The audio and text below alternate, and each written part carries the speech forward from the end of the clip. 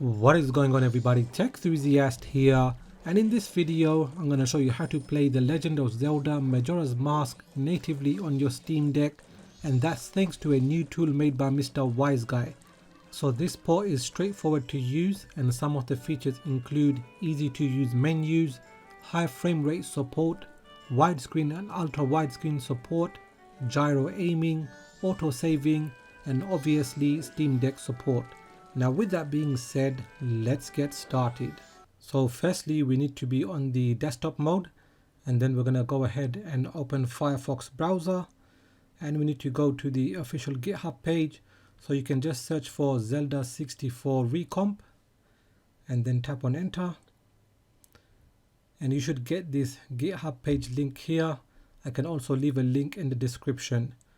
So make sure this is by MrWiseguy, as you can see here, and then scroll down to releases and tap on the link. Now at the time of making this video, the version is 1.0.0, and we've also got several files here. So obviously we're going to go with the Linux version. So this should only take a few seconds for it to download. Once that has finished, we can tap on the folder icon, and that will take us to the downloads directory.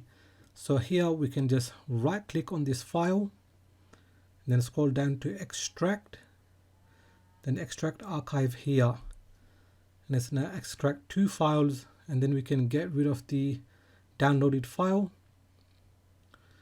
And then we need the game. So this is something you'll have to source for yourself. I can't tell you where to get it or download it from, but make sure it is the USA version and it is in Z64 format. So the Zelda Recomp file we have, this is an exe file. So I'm going to rename it to how I would like to see it in gaming mode.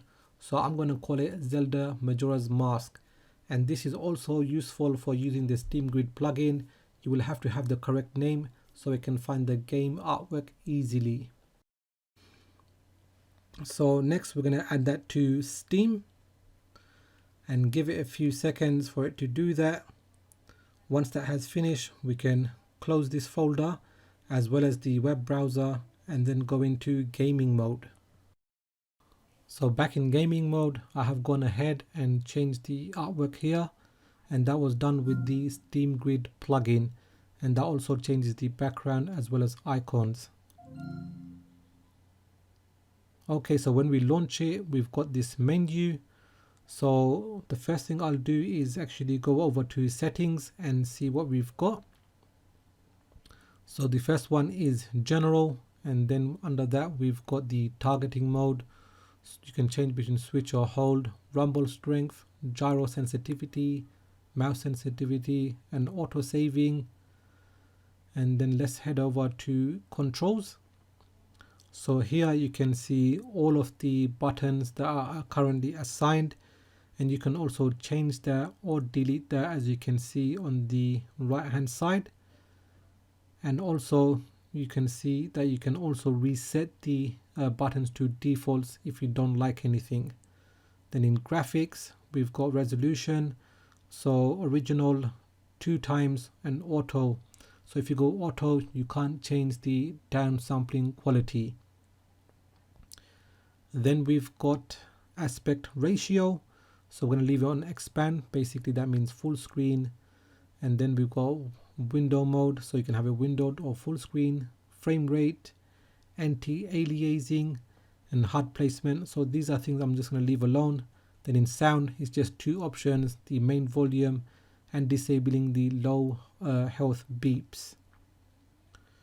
Okay, so let's just go back to the main menu, and then we're going to go to select ROM.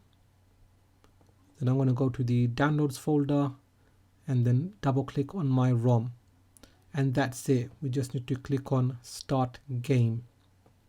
So as you can see, the game has started. We're in the intro mode, so I'm just going to skip all of that and go into gameplay. So now we're in game. Let's take a look at how the buttons work. So roll is working fine, sword slash, Z targeting, backflip, that's all good. And as well as the C buttons, I believe that is on the right stick, but I've got nothing assigned. But if I press up, it is taking me to the first person view.